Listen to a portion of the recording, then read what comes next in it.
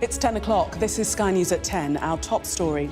Michael Gove and Andrea Leadsom will not stand at the next general election as the mass exodus of Conservative MPs continues.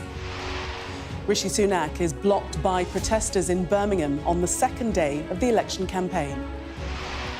The former opposition leader, Jeremy Corbyn, says he'll stand against Labour in North London as Sir Keir Starmer targets Scotland and the Red Wall.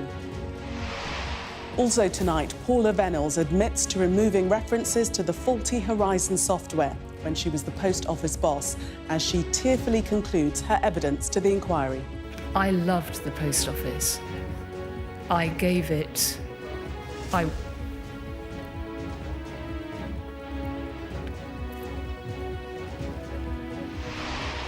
The International Court of Justice orders Israel to halt its offensive in the southern Gazan city of Rafah. We have a special report from Cape Town in South Africa, where much of the population live in shacks next to luxury hotels for the world's wealthiest people. Maybe it is time for a bit of change, and hopefully the film industry is going to do that for it. Hopefully.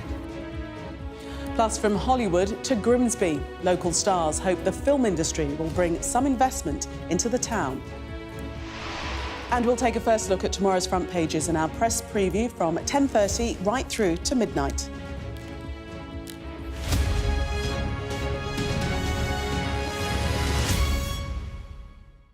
Good evening. It's just the second day of the campaign trail, and already it's been a tough few hours for Rishi Sunak. Tonight, shock announcements by some of the biggest names in the Conservative Party who've decided to step down as MPs and not contest their seats in the general election.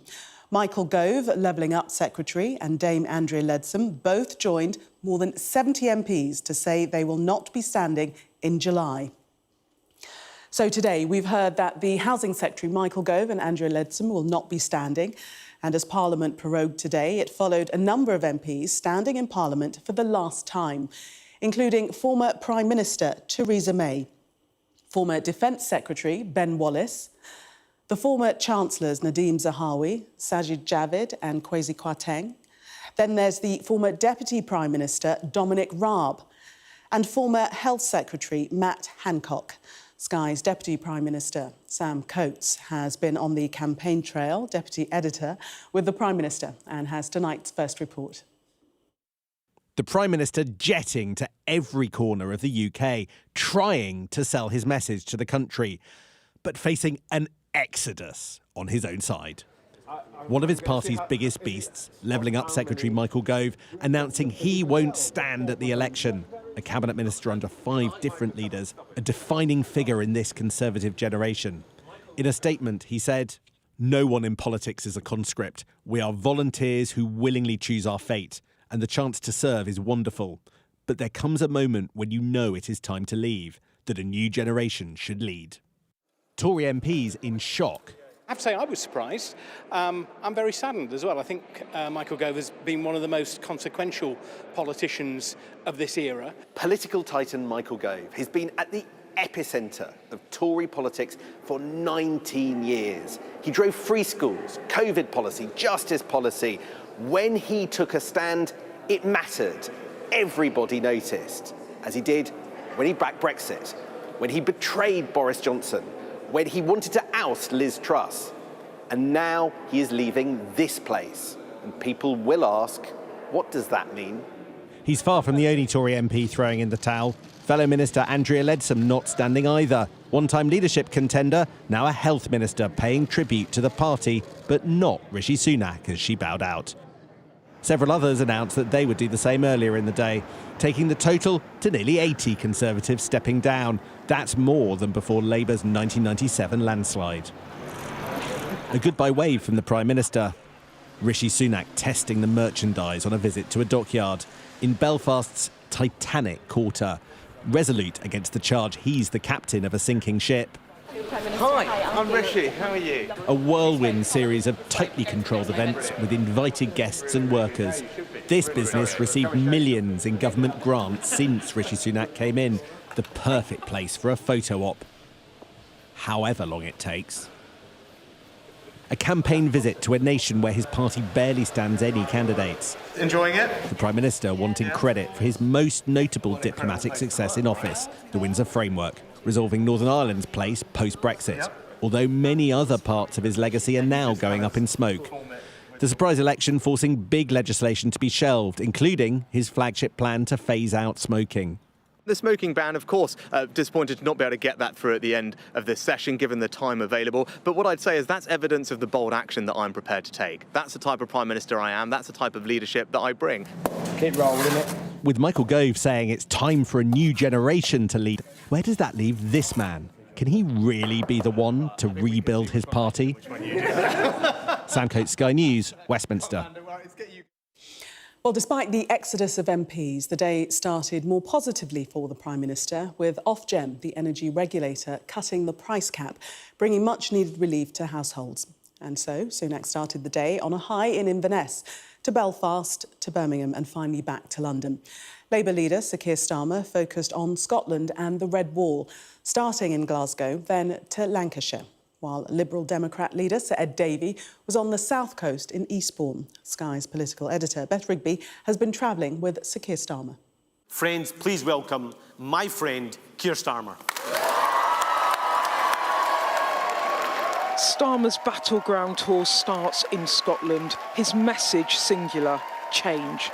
His target, the SNP. This is an election about change.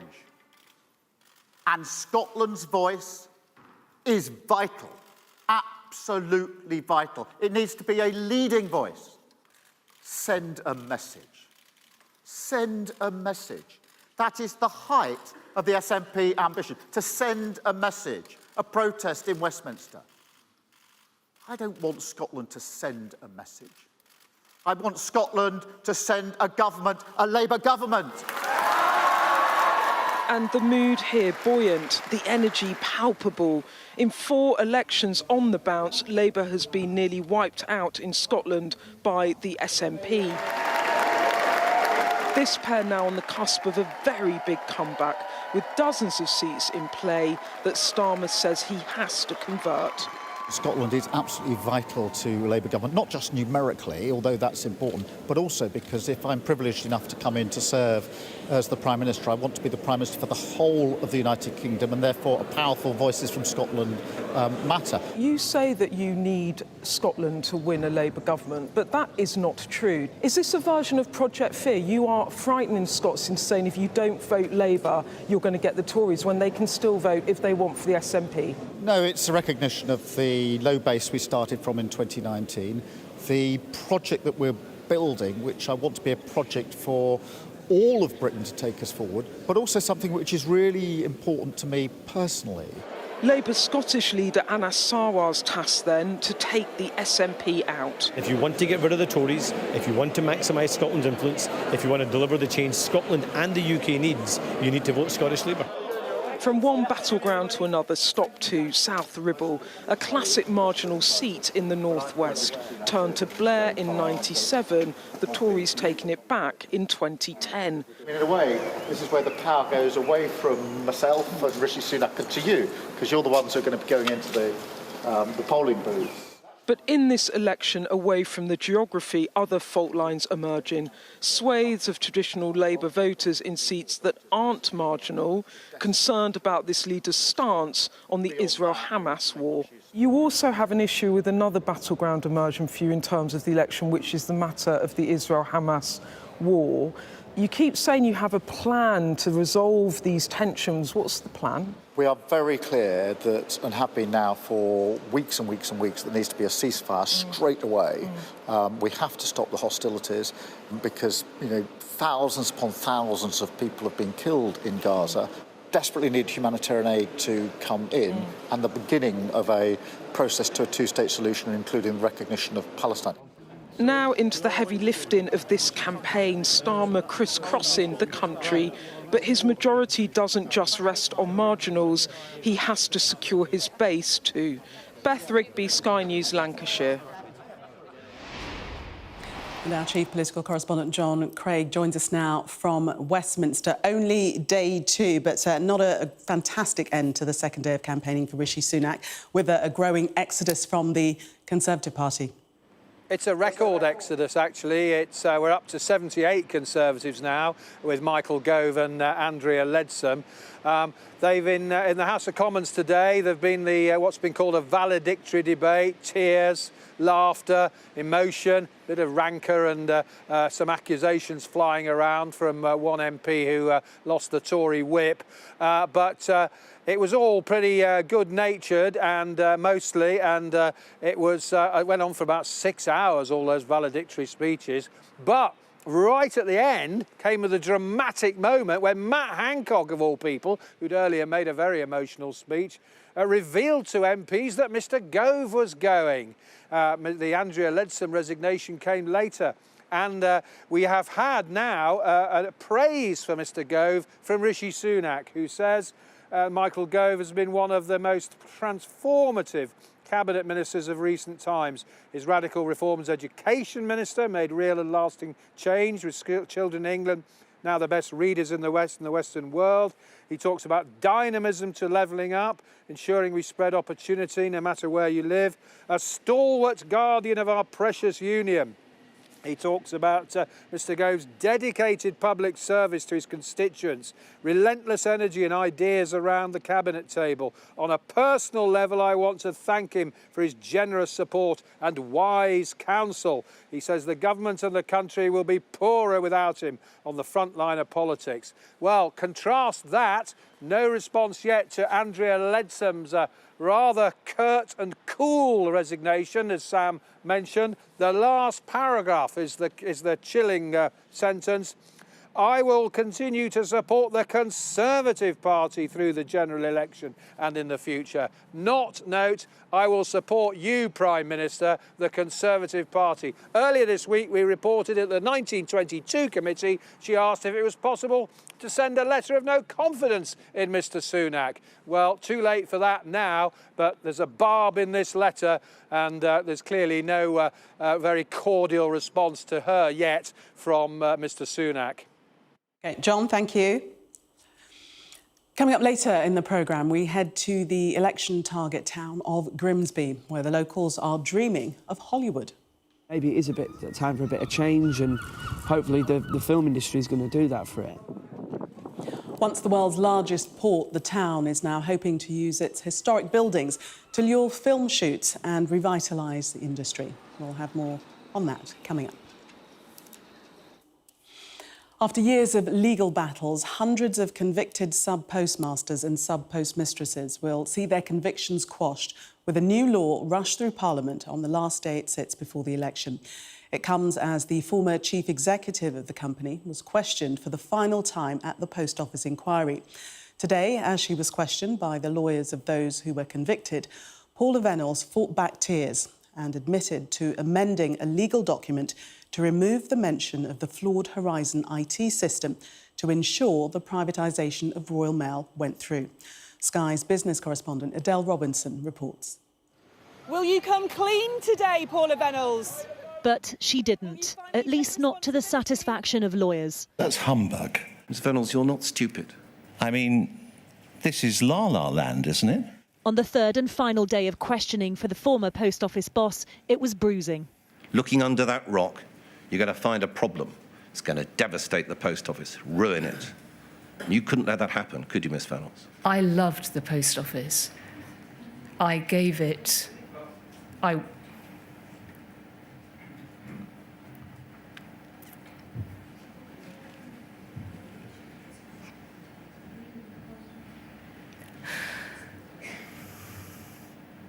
At no time did I put the Post Office over the cases that were brought forwards.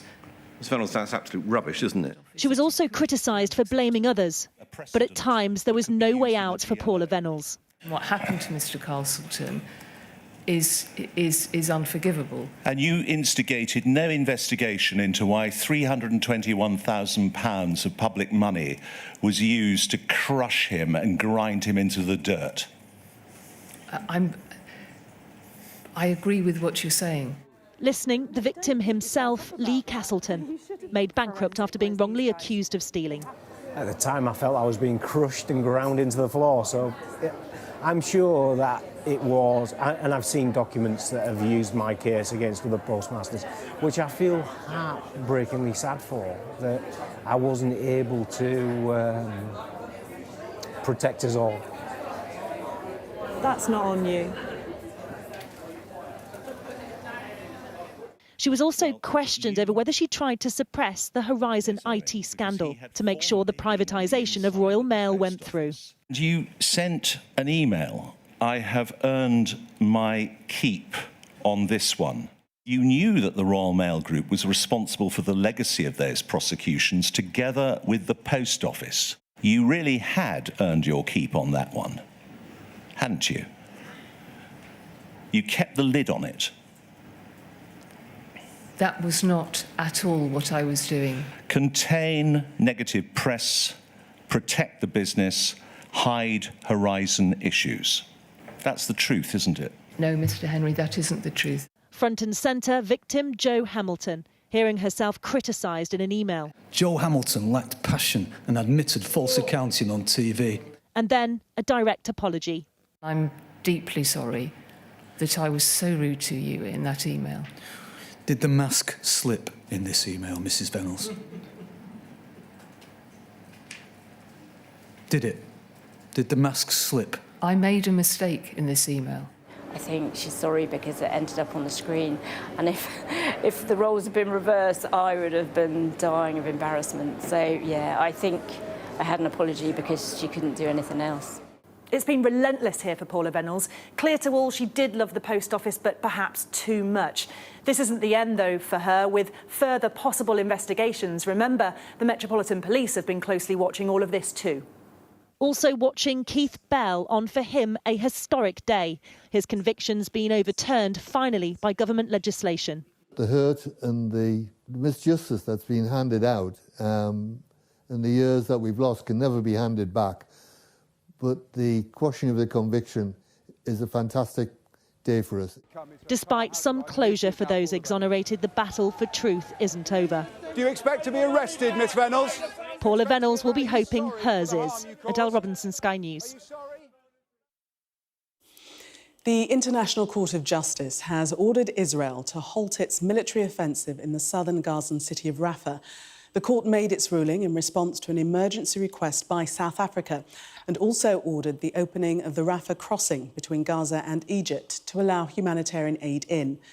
The Israeli army ordered people to begin evacuating parts of Rafah 2 weeks ago, and they say around 1 million have now left as fighting and airstrikes increase. Operations have increased in the north, with troops storming the Al Auda hospital, the last offering maternity services to mothers in the north of the Strip. But Israel says it will continue to pressure Hamas and overnight announce the recovery of the bodies of 3 more hostages from Jabalia. Our Middle East correspondent Alistair Bunkle reports. The last remaining hospital in northern Gaza is now no longer functioning. Doctors were forced to leave by Israeli forces, still wearing their green and blue scrubs. They walked away slowly and mostly in silence, except for the sound of gunfire from the battle they left behind. One carried a small child in his arms. There was barely a glance back at the thick black smoke from an airstrike nearby. We negotiated to keep a few medical personnel in the hospital to care for the patients that can't leave. Everyone else was forcibly removed. The International Court of Justice has said that the humanitarian situation in Gaza is now disastrous. At a ruling in The Hague, the judges said that living conditions have deteriorated, and they ordered Israel to stop its offensive in the south immediately.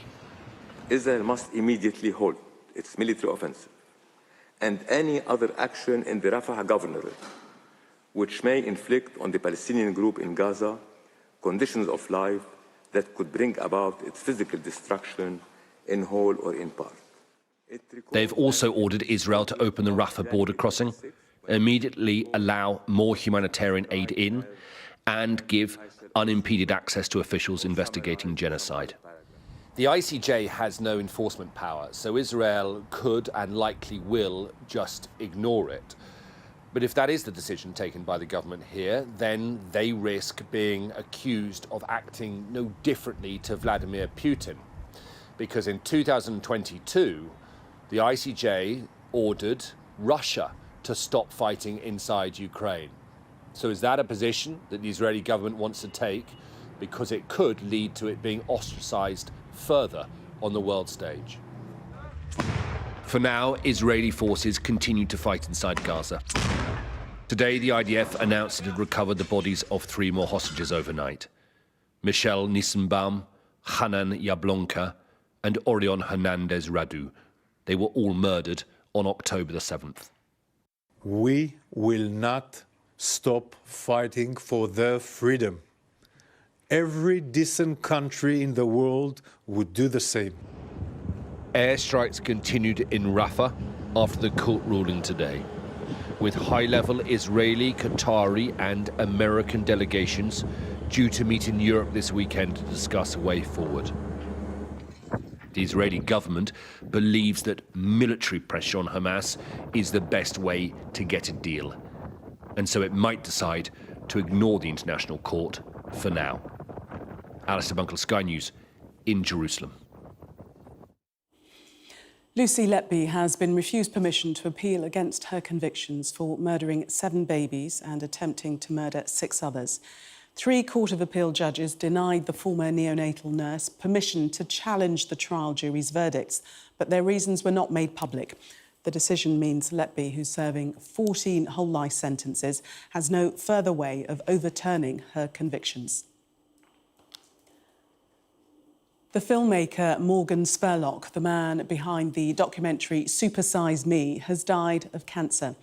The Oscar nominee, who was 53, made food and American diets his life's work, famously eating only McDonald's for a month to illustrate the dangers of a fast food diet. 2024 is set to be a record year for elections. Globally, more voters than ever in history will head to the polls.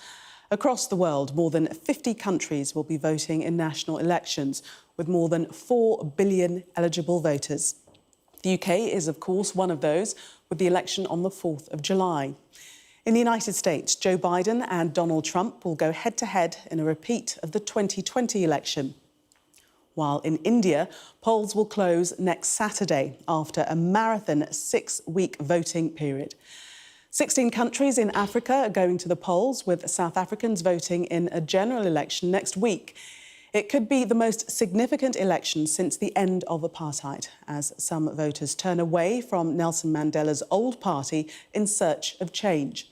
From Cape Town, our Africa correspondent Yusra El-Bagir reports on the poorest residents struggling to survive next to some of the richest. A pocket of privilege at the foot of Table Mountain, and a playground for the world's wealthiest. Cape Town's coast is lined with the most expensive homes in Africa, with tourists from every continent on its beaches. But the glimmer of these mansions is glaring for those that know the other side. Economically, especially where you're living in, it's 2 different worlds. I'm a tour guide personally. I specialize in the township space, so I show my clients that are living here the other side of Cape Town. And I normally make a joke on saying that this is Europe, and where I'm going to take you now is South Africa. And this is South Africa, the sprawling apartheid-era townships of Cape Town that have changed little over the last 30 years, deprived and disconnected from the luxury of South Africa's jewel. We're right by the airport, and this is the Cape Town that most people who come here don't get to experience. Conditions are terrible, and there is a very strong smell of sewage. The smell feels more stifling with elections around the corner, and the unkept promises of politicians ring louder than ever. We're not happy about the vote. The voters can come, but we're not happy because look, I'm still in the hole. Look, I'm staying in the hole. When it's raining, all the water's coming here. There's no power in this 28-year-old squatter settlement, and people here scavenge for scraps of wood to cook their food and heat their homes. There's no convenience of nothing. We are like people that's living in the olden days. Now we're going back to square one, making fire. I don't even want to make a fire. I'm sick and tired. This is as good as it gets for townships like Nyanga. Janitors sent by the city to clean out bucket toilets. There's rising discontent on Cape Town's edges as the economy in the centre grows. As mayor, how are you juggling the foreign investment that's coming in? There's a lot of wealth in Cape Town. Huge amount. And the extreme poverty that exists in the townships. That is the incredible South African phenomenon of this extreme inequality. And of course we have to welcome as much foreign investment as we can, because all of that brings economic opportunities to our city, brings the opportunity for more jobs. And so we have to welcome that, and we have to use the money generated from that investment to spend on better services for the poor. For the thousands living in Cape Town's shacks, the disillusionment runs too deep to remedy. What is us? Are we not people? Are we not part of the community? Are we not part of the society? What is us? We are throwaway people, they don't worry about us. We are sick and tired. Politicians, the government, national, local and province. We are sick and tired of them because our empty promises came and go, but they never fulfill their promises. This is the Cape Town you don't see on postcards, full of despair and disappointment, by the dream of a rainbow nation that fell short. Better for some, but not for all. Yusra Al-Bagher, Sky News, Cape Town. Well, let's return to the election now, and Grimsby and Cleethorpes are turning out to be battlegrounds for the major parties. Once the world's busiest fishing town, Grimsby saw dramatic decline. Now it's hoping for a renaissance in industry, this time on the silver screen, as our arts and entertainment correspondent Katie Spencer reports. Ready to provide its own cinematic sparkle, Grimsby might seem an unlikely rival to Hollywood's Dream Factory. Fish factories, perhaps. But just like Tinseltown, it's dreaming big. Producers, location managers like the authenticity and the character. Plans drawn up, and with commercial investment, they're hoping to build a much sought-after resource in the UK, sound stages. London is overpriced. Their old buildings have gone. They're finding there are too many other productions that are all jostling for the same thing. So they're looking up north. We feel that build it and hopefully they will come. From Sunset Boulevard to Grimsby Docks, surprisingly they've much in common with silent movie star Norma Desmond, a town trying to find its place in an industry that doesn't exist as it was. Once the biggest fishing port in the world, still big, it's the catches that got small. But signs of that faded glory are actually all around here. And that's what makes this a pretty unique filming location. This was how it recently doubled up for wartime London on Netflix's drama Bodies. A rare find for filmmakers, a wealth of empty historic buildings clustered together, no sets needed. Tell me about then, when you were a tearaway kid. You used to come around here then, did you? Yeah, we used to build like with all the pallets, the fish pallets. We used to build like little dens with them. Of course, Grimsby already has the acting talent. Thomas Turgou's still a resident, despite now working on big-budget Hollywood films. I've been picked on 3 times today, all because of my trousers. An unknown until he was cast in Shane Meadows' critically acclaimed This Is England. Talking to me? Woodstock's that way, pal. People in Grimsby are scared of change. It goes back to people being proud of being from Grimsby and having a vision and being confident in it. And, you know, maybe it is time for a bit of change, and hopefully the film industry is going to do that for it. Hopefully. But are locals quite ready for an invasion of carb-denying A-listers? Absolutely, definitely would not say no to saving Brad Pitt. We need new things and to bring people back here again and make it as busy as it used to be. Lights, cameras, action from those who live in an area that's likely to be a battleground in the general election. While politicians will undoubtedly promise all sorts of investment, including getting on board with Grimsby's Hollywood ending, the creative minds here are ploughing on alone. All too aware that government promises tend to end up on the cutting room floor. Katie Spencer, Sky News. Well, that was Sky News at 10. Coming up, we'll take a first look at tomorrow's newspapers in the press preview. Tonight, we're joined by Deputy Editor of Conservative Home, Henry Hill, and Guardian columnist Zoe Williams. Amongst the stories we'll be discussing, this on the front of the Financial Times. Its headline, Gove quits as Tory pre-election exodus pushes past 1997 flight. We'll be right back with that and other stories. Do stay with us.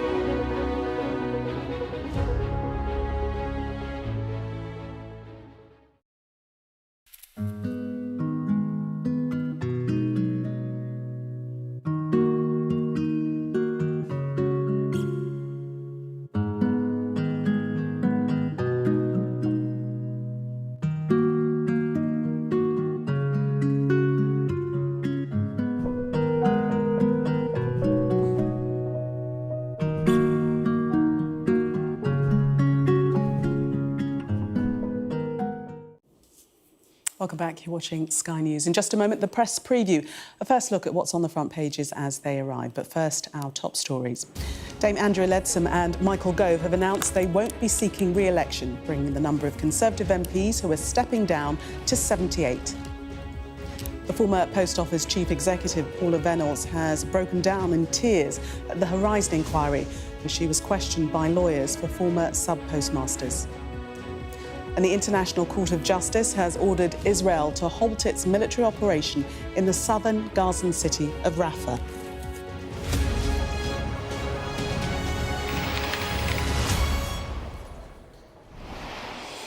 You are watching the press preview, a first look at what's on the front pages as they arrive. It's time to see what's making the headlines with Guardian columnist Zoe Williams and the deputy editor of Conservative Home, Henry Hill. They'll be with us from now until just before midnight. So let's see what's on some of those front pages for you now. Well, the breaking news that Levelling Up Housing and Communities Secretary Michael Gove is standing down at the general election is top story in the Financial Times, which says more Tory MPs have quit this time than before the big defeat by Labour in 1997. That number of MPs quitting is also lead item on tomorrow's I front page. The Times says the news will only add to the pre-election pressure already building for Rishi Sunak. The Express describes it as shock news that has rocked the Conservatives.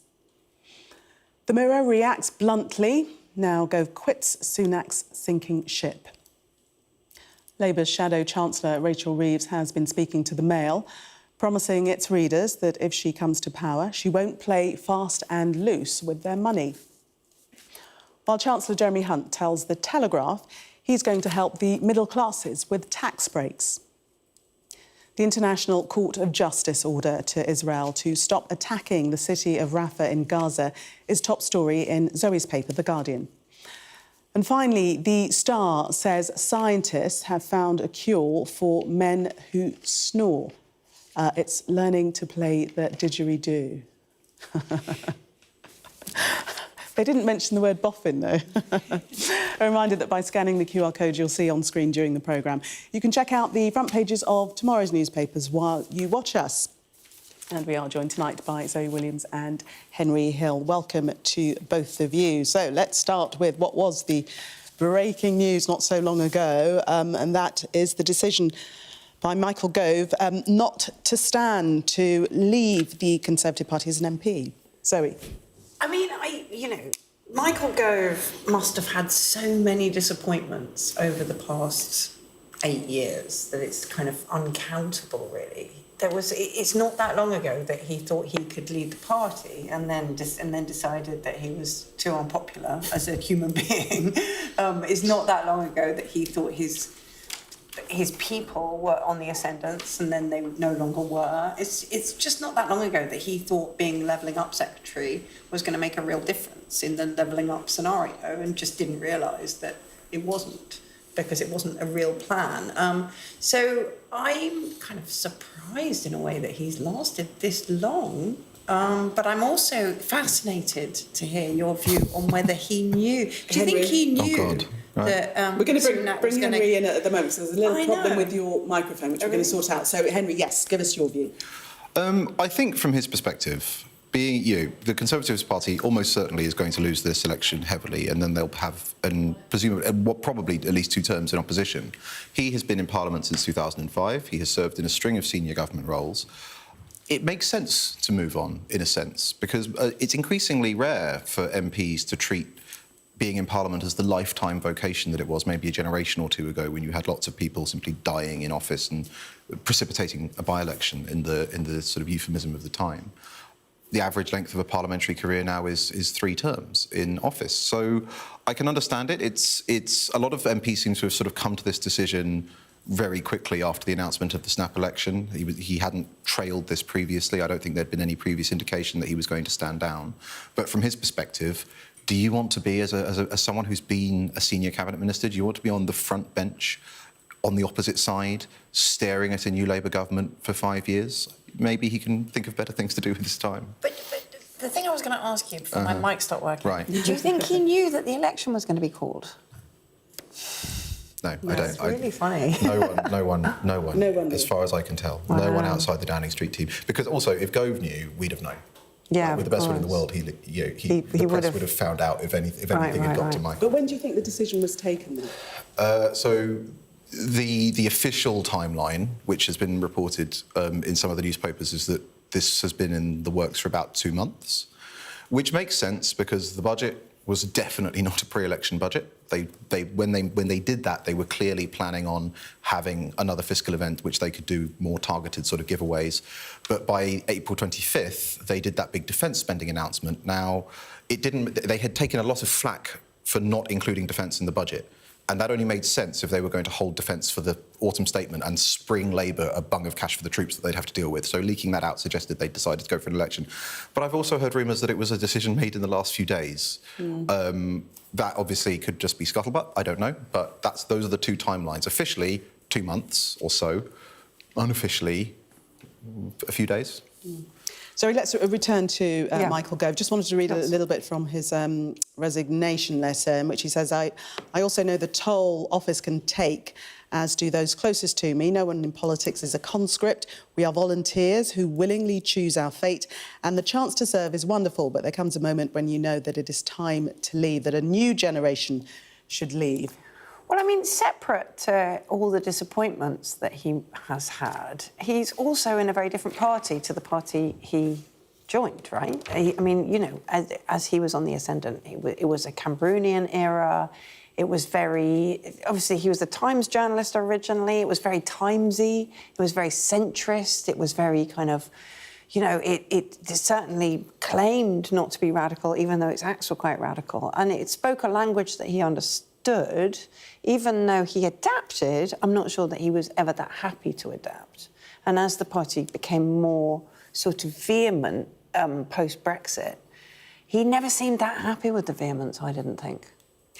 Also in the FT, the Express, the I, the Times. Henry, I wonder if you could speak to the timing. Do you think that it's deliberately destructive in terms of what it says as to what Michael Gove thinks of Rishi Sunak? Well, the timing of his resignation. I mean, he couldn't have gone any later, right? I suppose on the one level, he sneaked it out on a Friday evening. You know, hoping we wouldn't notice. No. But like, you know, I mean, frankly, the Tory campaign has generated so many exciting stories already that maybe that was his hope. But he had to resign at some point between the dissolution of Parliament and the election being called, which isn't a very long window anyway. And I suspect that the driving force, maybe there was some 4D chess, I want to hurt Rishi Sunak, but also his constituency has to choose a new MP. And the Conservative Party has to select, I think, around 150 candidates for seats that it hasn't, because Rishi Sunak didn't even tell his own party. The Conservatives have not been secretly preparing for an election for 2 months. CCHQ is as surprised as anyone.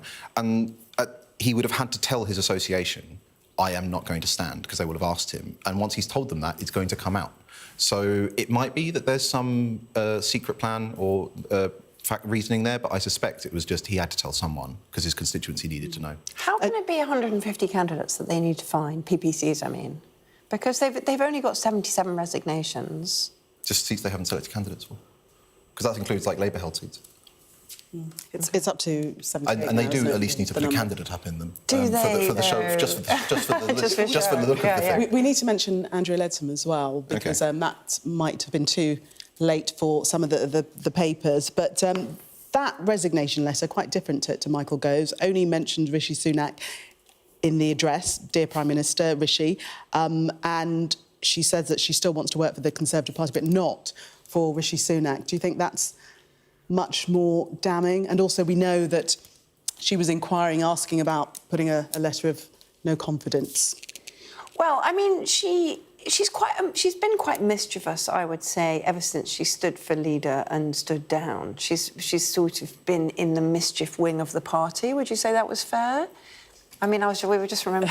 Mischief wing. Yeah, I mean, we were just remembering the leadership election where she stood against Theresa May and then didn't, and everybody said they looked like the same woman, dead and alive. And Andrea Leadsom was always extremely zealous.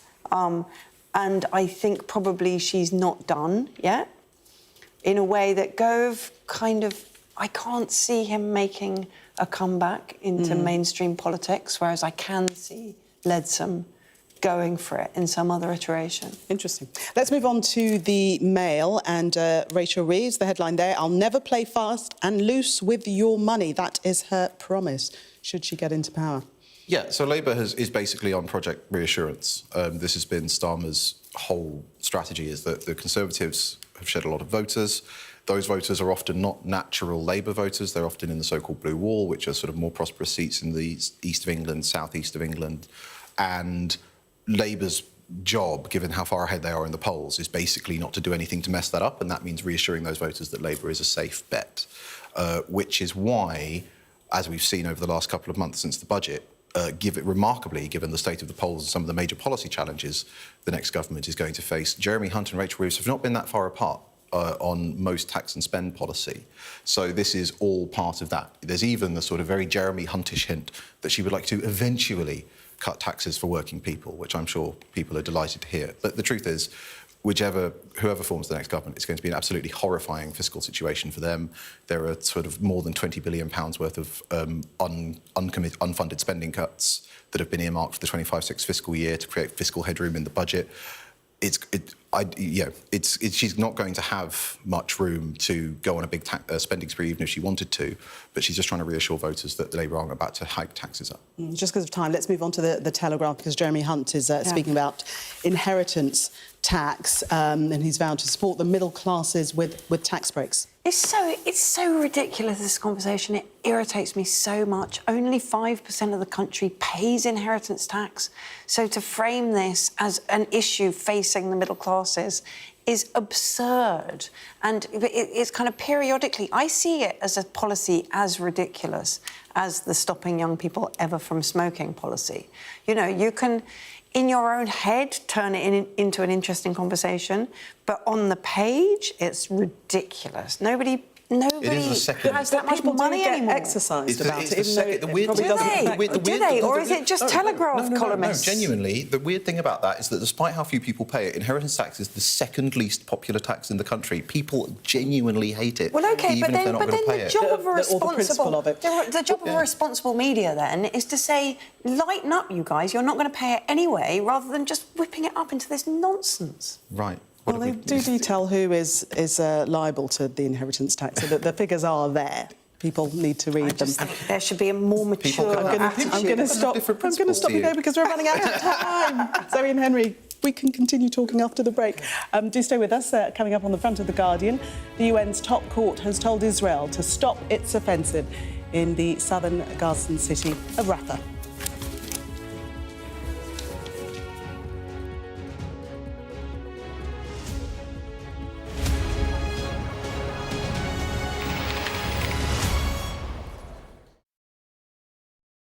It's really interesting because what they've been able to do is sort of stabilise living breast tissue in the lab for about a week. And what that means is that we can see directly the impact of new drugs and new therapies, how they would respond in the human body, as opposed to just in cells or in our closest animal relatives or anything like that. So this has the potential to really individualise and change treatment for women and men if they get breast cancer as it progresses. But this is very, very early stage. So more and more people are getting breast cancer. The mortality is dropping, so more and more people are living for longer with it or are surviving it. So what we need to do now, after this piece of research, is actually work out how we use the drugs on this tissue and see what happens next. Because when you look at human tissue as a whole, there are whole loads of things that go into it. The blood supply, the immune response, even just sort of the matrix that it lives in. And that's how we will begin to be able to tell the difference between why do some drugs work in some people and not in others? And when we can individualise care, that's when we will get the better responses. When you see these stories in the newspaper, you think, oh, how is this going to help me tomorrow? How is it going to help my loved one tomorrow? And unfortunately, we are quite a long way from that. But anything that gives us hope when we know that cancer incidence is rising is hugely important. We know that some cases of breast cancer will be related actually to alcohol. There's no safe amount of alcohol that you can have to reduce your risk of breast cancer. The more you drink, the increase your risk is. But what this research was showing, that over 10,000 people died of alcohol-specific liver-related deaths in 2022, and that was the highest amount that has ever been recorded. And by that, I mean specifically liver-related to alcohol, or perhaps another thing that was specifically related to the alcohol, as opposed to alcohol increasing your risk of cancer or alcohol increasing your risk of heart disease. And this is really important because we need to look at how do we prevent this alcohol-induced harm. In Wales and in Scotland, they have a minimum pricing per unit of alcohol, which may make a difference. But actually, what is the funding and treatment availabilities for people with drug and alcohol-related harm?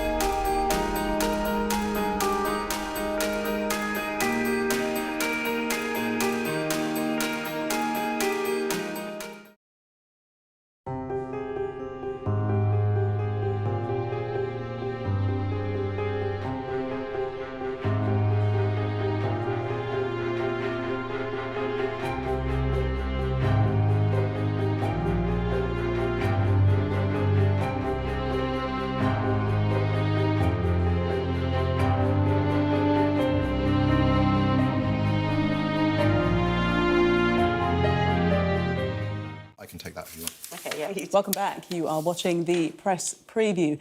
Still with me, the Deputy Editor of Conservative Home, Henry Hill, and Guardian columnist Zoe Williams. Let's take a look at the Morning Star.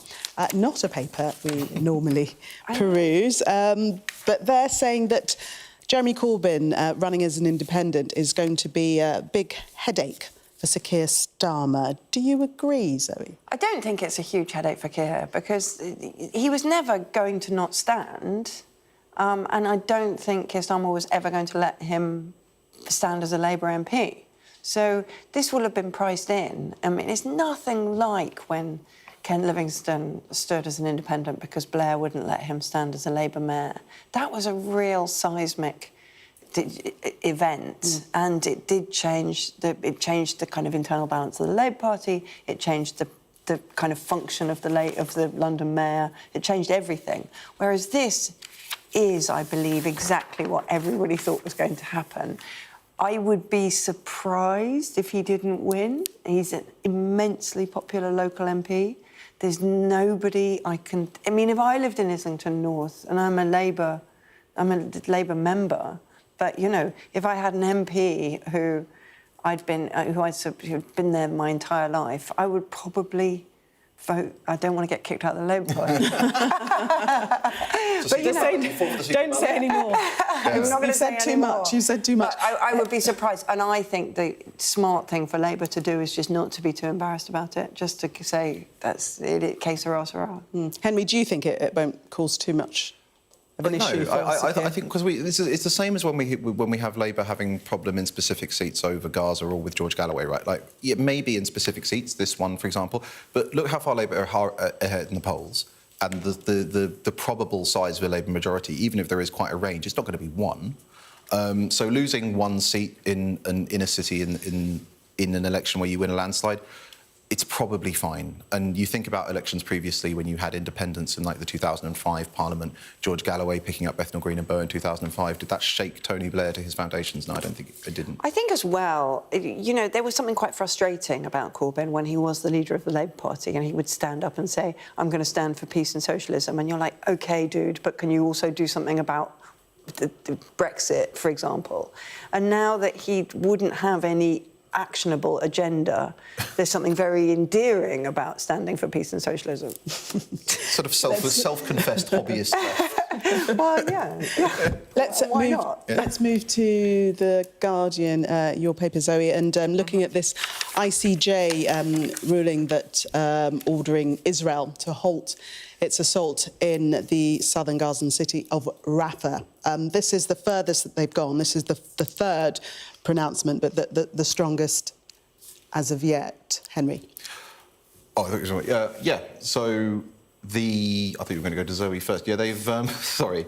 This is slightly it's sort of like the theatre of international law in a way, because it's a court judgment, and normally we expect a court judgment and we think it's some kind of binding framework of law, but it's not. And Israel has indicated that it has absolutely no intention of abiding by this judgment. So in terms of actually influencing Israeli policy in Gaza, and specifically with the Rafah offensive, it says at the end of this article, it still remains the case that Israel's major allies, the United Kingdom, the United States and others, would have to bring force to bear. But I think that something like this judgment, Israel's problem is that the movement of international opinion against it, it's slow. Israel has a lot of goodwill, but it could be permanent. And Israel is not a country that can afford to be isolated from international opinion in the long term. So we've got about 20 seconds. I mean, what's so frustrating about it is that it says Israel's increasingly isolated and this will put more pressure on them. But really what's at stake is the international order. You know, if repeated court judgments can say this is unacceptable and it carries on anyway, then the peacekeeping framework of the world is at stake. And, you know, I think it's much bigger than... Zoe, we must leave it there because of time. Thank you both. You can say much more in the 11 o'clock hour. In the meantime, let's catch up with the weather for you.